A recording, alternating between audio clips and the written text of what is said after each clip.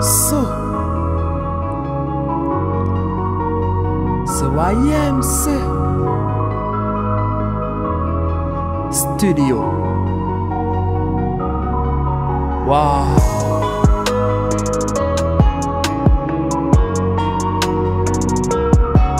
Guadalima Music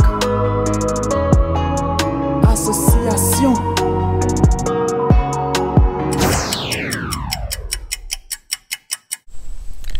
Bonjour à tous, chers auditeurs et auditrices.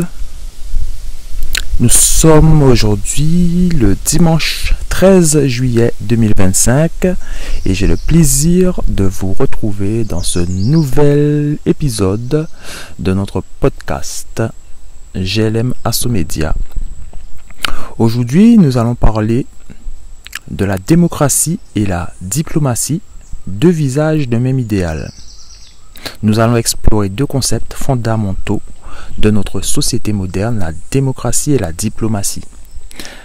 La démocratie est un système politique dans lequel le pouvoir est exercé par le peuple, généralement par le biais d'élections. Son étymologie vient du grec ancien démocratia, qui signifie littéralement le pouvoir au peuple. Elle repose sur la participation citoyenne, garantissant que chaque voix compte. De notre côté, la diplomatie est l'art de gérer les relations entre les États, cherchant à résoudre les conflits par le dialogue et la négociation plutôt que par la violence. Elle est essentielle pour maintenir la paix et la coopération internationale. En somme, la démocratie favorise la participation, tandis que la diplomatie encourage des solutions pacifiques. Donc la démocratie favorise la participation tandis que la diplomatie encourage des solutions pacifiques. Pour mieux comprendre l'évolution de ces concepts, regardons quelques dates clés et les pays qui ont marqué leur histoire. En matière de démocratie, nous pouvons remonter à Athènes en Grèce au 5e siècle avant Jésus-Christ où les citoyens pouvaient participer directement aux décisions politiques. Puis, en Angleterre, en 1215, la Magna Carta a établi des principes limitant le pouvoir royal et posant les bases de la démocratie parlementaire. En 1776, les États-Unis ont vu la déclaration d'indépendance marquer le début d'un système démocratique basé sur les droits individuels. Enfin, la Révolution française de 1789 a promu des idéaux de liberté, d'égalité et de fraternité renforçant le concept de démocratie. En ce qui concerne la diplomatie, le traité de Westphalie en 1648 a mis fin à la guerre de 30 ans et établit des principes de souveraineté cruciaux pour la diplomatie moderne. Le Congrès de Vienne entre 1814 et 1815 a réuni les grandes puissances européennes pour redéfinir les frontières après les guerres napoléonienne. Ensuite, en 1920, la création de la Société des Nations visait à promouvoir la paix, bien que ses effets aient été limités. Enfin, l'Organisation des Nations Unies, fondée en 1945, continue de jouer un rôle vital dans le maintien de la paix et de la sécurité internationale. La diplomatie est essentielle pour résoudre les conflits sans recourir à la violence. Elle encourage la désescalade et favorise le dialogue, ce qui est crucial dans un monde où les tensions peuvent rapidement escalader. En adoptant une approche diplomatique, nous contribuons à maintenir un environnement pacifique, renforçant ainsi la démocratie par le respect mutuel et la compréhension. À ce stade, j'aimerais introduire notre chroniqueur, Max Jean. Nous avons recueilli son avis sur le sujet dans notre monde actuel, dans un enregistrement Donc nous vous laissons apprécier cet enregistrement et nous reviendrons pour poursuivre. Max partage ses réflexions et ses exemples. Voilà, donc nous vous laissons apprécier. Tout à l'heure, je t'ai dit que même en Europe, les régimes les plus efficaces qui ont fait avancer les choses, qui ont eu vraiment droit de citer, c'est les régimes où il y avait des régimes militaires.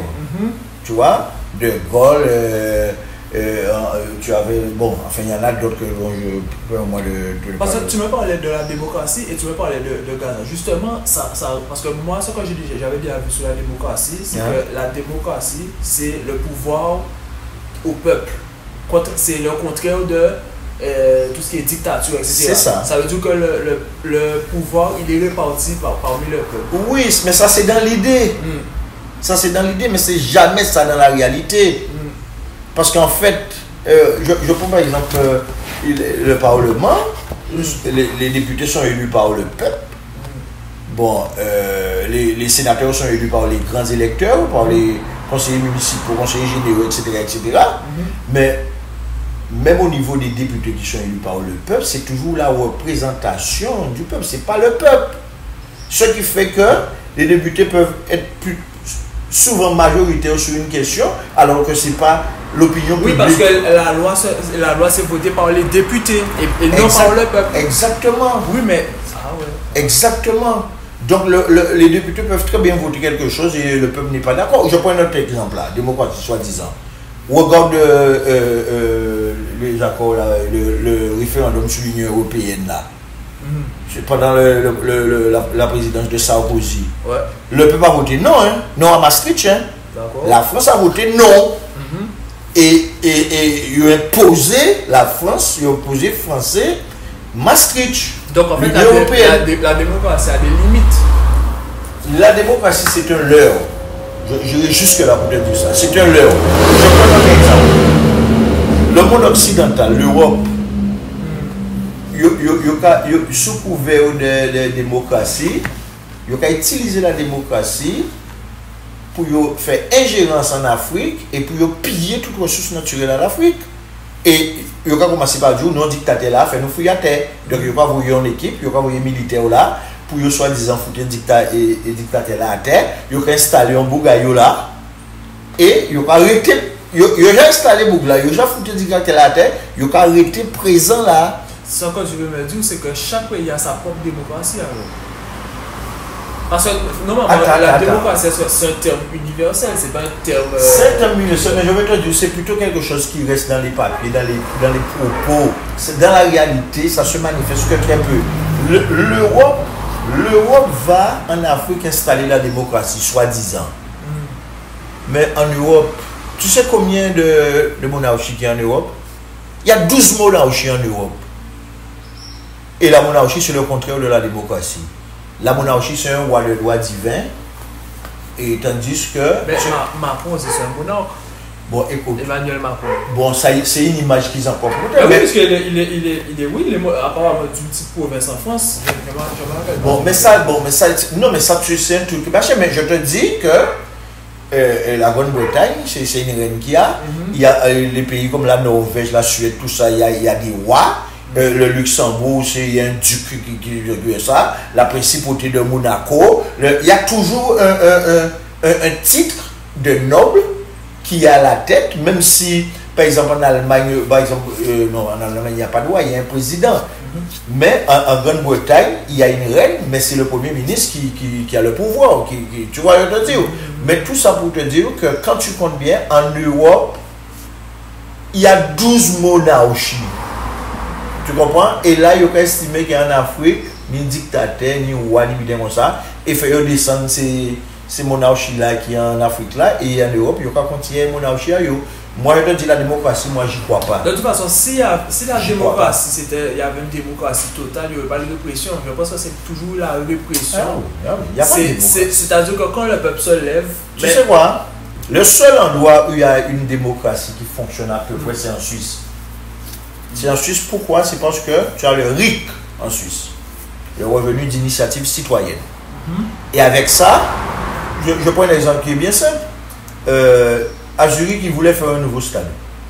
Déjà, dans un super grand stade, là, ils font un deuxième.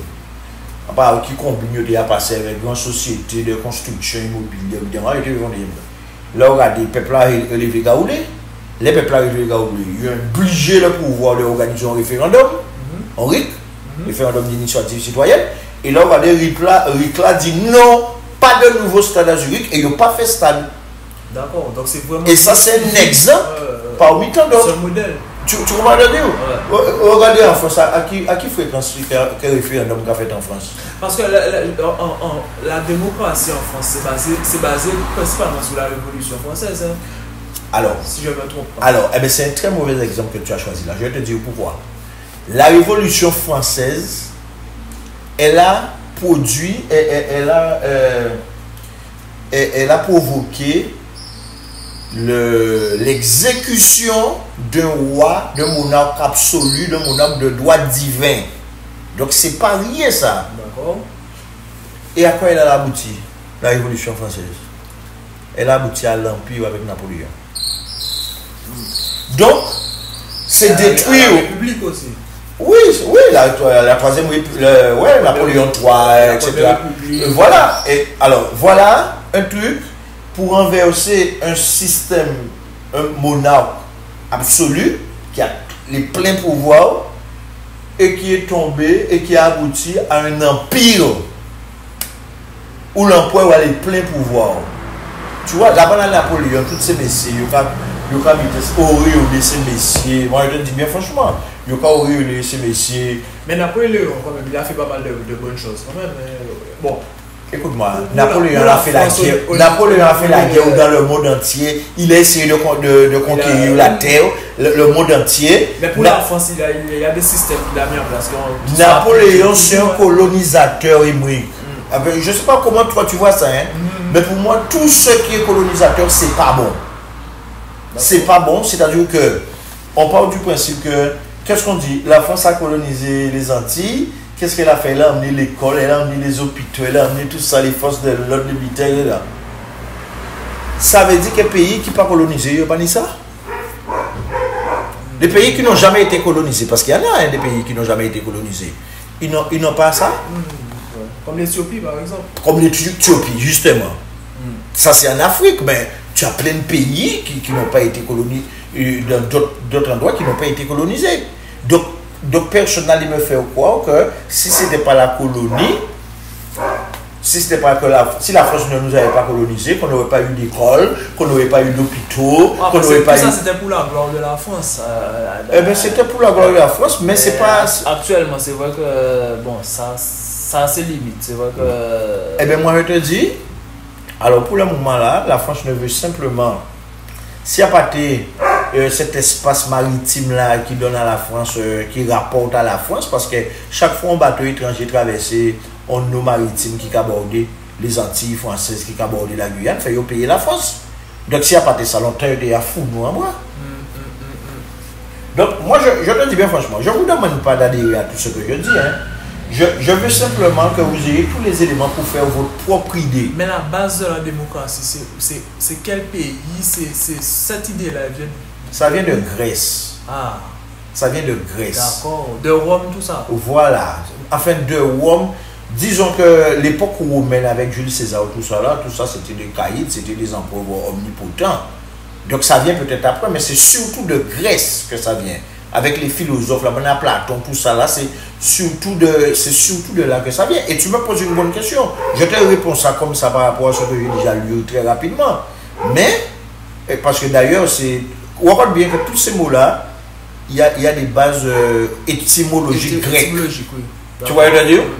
Donc, mais tout ça, ce sont des... Tu sais quoi, quand je discute comme ça avec quelqu'un, quelle que soit la personne, rentrer à la case là, en genre à la recherche, parce que il y a des choses que je considère que je n'ai pas dans ma panoplie là et qu'il faut que je maîtrise. Tu comprends? Effectivement, quelles sont les origines, les toutes premières origines de la démocratie? C'est un mot qui voyage. Mais c'est un mot qui voyage, c'est un mot duquel je ne crois presque plus. Et moi, je te répète encore une fois, dans ma tête, l'avenir du monde, l'avenir des pays, des États, la souveraineté des pays, et bien, les modèles qui existent là maintenant, c'est Burkina Faso, c'est Mali et c'est Niger. Et tous les trois, ont chef militaire. Et ça ne veut pas dire que parce qu'il y a un chef militaire, qu'il n'y a pas tué tous les jours là. Voilà trois pays qui ont réussi à faire un coup d'État, renverser le pouvoir sans effusion de sang. Voilà, c'est tout là qu'il faut retenir. Et quand tu regardes ce que... Je vais t'envoyer la vidéo de la fille là, le grandeur noir là, à qui vous ça pour écouter ça, il va faire. Il ne va pas rien parler de ça. Hein? D'ailleurs, les médias mainstream là, il ne va pas rien parler de ça. Hein? Mais c'est là qu'il faut aller chercher l'information. Pour voir ce qui se fait. C'est là qu'il faut aller savoir, avant l'arrivée des colons blancs, des colons européens en Afrique, l'empire du Mali, c'était quoi? Et comment il était organisé? Donc ça ne sert à rien d'appliquer la démocratie. Ça sert à rien d'appliquer. Tu ne peux pas appliquer un truc qui n'est pas applicable. Tu ne peux pas appliquer un truc qui est là pour un leurre, pour marcher les yeux des gens, le pouvoir au peuple. Le peuple n'a jamais eu de pouvoir. Jamais le peuple n'a eu de pouvoir. Jamais. Le peuple n'a jamais eu de pouvoir. Et les idéologies politiques qui, soi-disant, vont plus en direction du peuple, ce sont ces idéologies-là qui font et qui ont fait déjà le plus de mal au peuple. Je vais parler de l'idéologie socialiste. Enfin, il ne faut pas que je parle comme ça. Ce n'est pas l'idéologie socialiste, ce sont les socialistes, justement. Les partis socialistes. Ce sont les hommes, justement, qui, soi-disant, défendent ces idéologies-là. L'idéologie en elle, c'est une idée. D'accord. C'est une idée, elle n'agit pas. Ce sont les hommes qui la mettent en pratique. Et qui la mettent en pratique en fonction de leurs intérêts. Ouais, il a commencé par Monsieur Fella, Monsieur Mitterrand là, qui toutes les cacholes, tous les butins qui étaient dans le gouvernement à Vichy, Pétain, avec toute la clique là. Mais ça, tu ne peux pas discuter de ça si tu n'as pas les éléments. Il faut que quelqu'un se... Non, il faut bûcher, il faut chercher pour pouvoir discuter de ça. Alors nous remercions Max pour ses éclaircissements précieux et son avis. Car tout avis est bon à prendre. Alors merci pour ces éclaircissements précieux. Il est clair que la diplomatie et la démocratie sont au cœur de la gestion des relations internationales et de la paix mondiale. Il est important de noter que la démocratie et la diplomatie, bien qu'étroitement liées, abordent des aspects différents. La démocratie se concentre sur la participation du peuple, tandis que la diplomatie gère les relations internationales. Cependant, tous deux visent à établir un ordre mondial basé sur le respect et la coopération. En conclusion, la démocratie et la diplomatie sont interconnectées et jouent un rôle crucial dans la création de mondes stables et pacifiques, en favorisant le dialogue et la coopération. Elle nous rappelle que le pouvoir du peuple et l'art de la négociation sont essentiels pour surmonter les défis de notre époque. Et à plus petite échelle, nous pouvons considérer que ces deux aspects permettent, entre même des citoyens, nous citoyens, nous pouvons pratiquer la diplomatie et la démocratie, car cela permet de désamorcer des situations compliquées. Si un exemple, si nous avons des différences avec un individu, pratiquer ces deux aspects permettent d'arriver à la désescalade, car chaque personne est une personne unique et a ses propres vécus, ses propres expériences. Donc ne soyons pas dans le jugement, mais dans l'apaisement, la désescalade, dans la diplomatie et dans la démocratie. Merci de nous avoir écoutés aujourd'hui. N'hésitez pas à partager vos réflexions sur ces sujets essentiels. Notons que l'intervention de Monsieur Max Jean a nous avons quelques passages en créole guadeloupéen.